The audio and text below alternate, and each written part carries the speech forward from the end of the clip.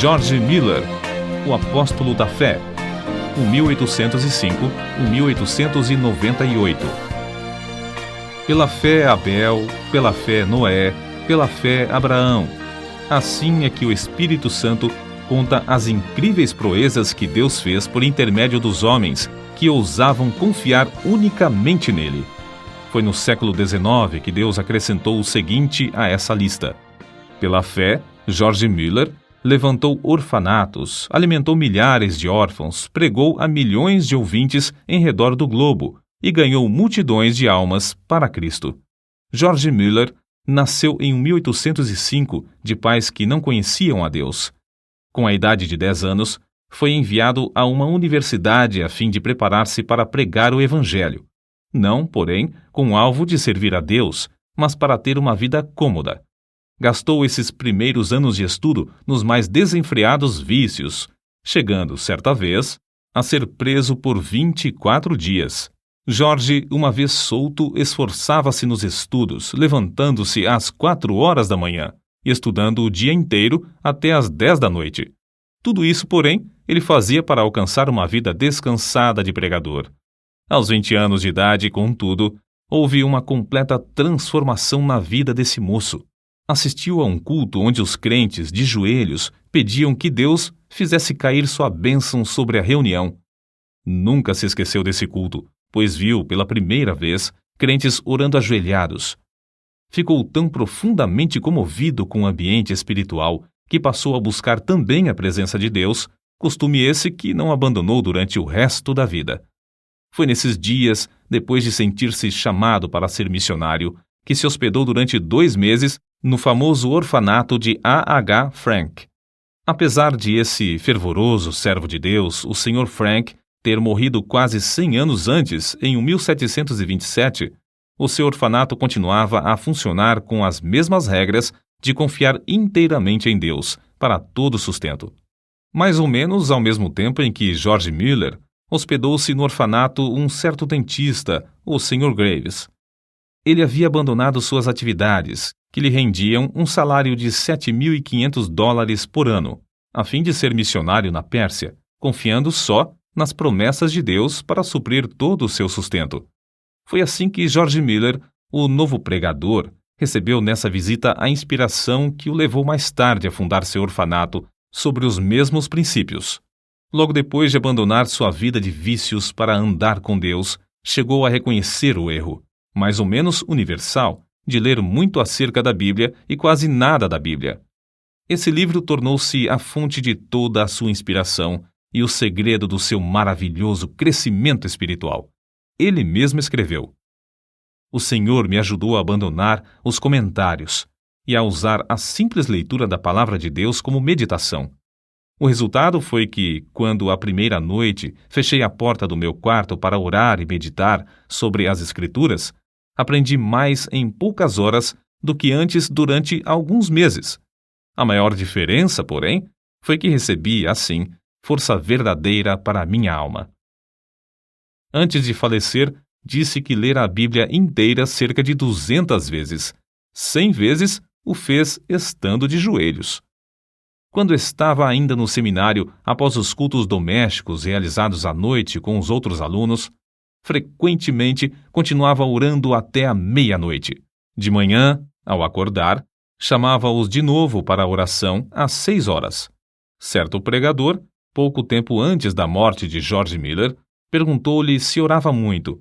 A resposta foi esta: "Algumas horas todos os dias, e ainda vivo no espírito de oração. Oro enquanto ando, enquanto deitado e quando me levanto. Estou constantemente recebendo respostas. Uma vez persuadido de que certa coisa é justa, continuo a orar até receber. Nunca deixo de orar. Milhares de almas têm sido salvas em resposta às minhas orações. Espero encontrar dezenas de milhares delas no céu. O grande ponto é nunca cansar de orar antes de receber a resposta. Tenho orado 52 anos, diariamente, por 2 homens, filhos de um amigo da minha mocidade. Não são ainda convertidos, porém, espero que o venham a ser. Como pode ser de outra forma? Há promessas inabaláveis de Deus e sobre elas eu descanso. Não muito antes de seu casamento, não se sentia bem com o costume de receber salário fixo, preferindo confiar em Deus em vez de confiar nas promessas dos irmãos. Deu sobre isso as 3 seguintes razões. Primeira, um salário significa uma importância designada, geralmente adquirida do aluguel dos bancos. Mas a vontade de Deus não é alugar bancos. Tiago, capítulo 2, versículos 1 ao 6.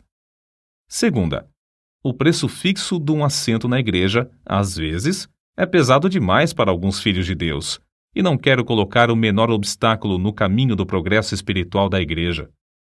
Terceira, toda a ideia de alugar os assentos e ter salário torna-se tropeço para o pregador, levando-o a trabalhar mais pelo dinheiro do que por razões espirituais. George Miller achava quase impossível ajuntar e guardar dinheiro para qualquer imprevisto e não ir direto a Deus. Dizia que assim, o crente confia no dinheiro em caixa, em vez de confiar em Deus.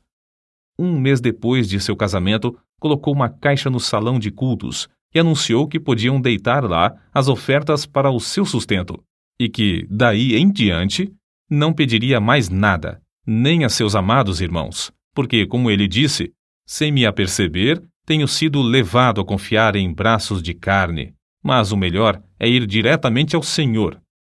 O primeiro ano findou com um grande triunfo, e George Miller disse aos irmãos que, apesar da pouca fé ao começar, o Senhor tinha ricamente suprido todas as suas necessidades materiais.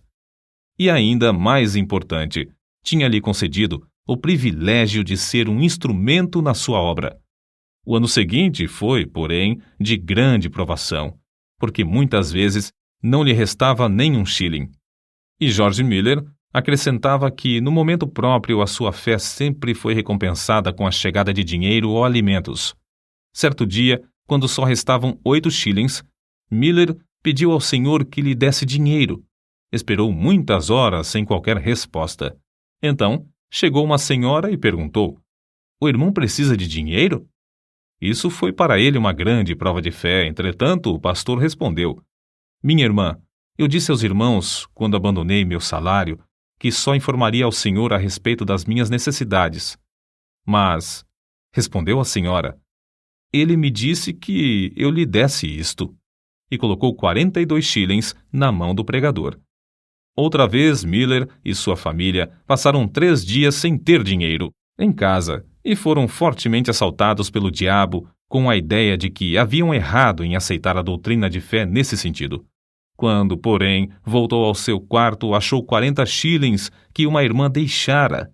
Ele acrescentou então: "Assim triunfou o Senhor e nossa fé foi fortalecida." Antes de findar o ano, acharam-se de novo inteiramente sem dinheiro, num dia em que tinham de pagar o aluguel. Pediram a Deus e o dinheiro foi enviado.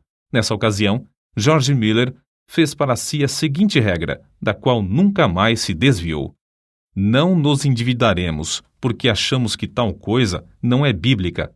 Romanos capítulo 13, versículo 8. E assim, não teremos contas a pagar.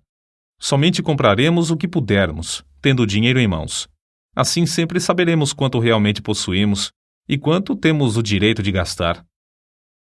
Deus, assim, gradualmente treinava o novo pregador a confiar nas suas promessas.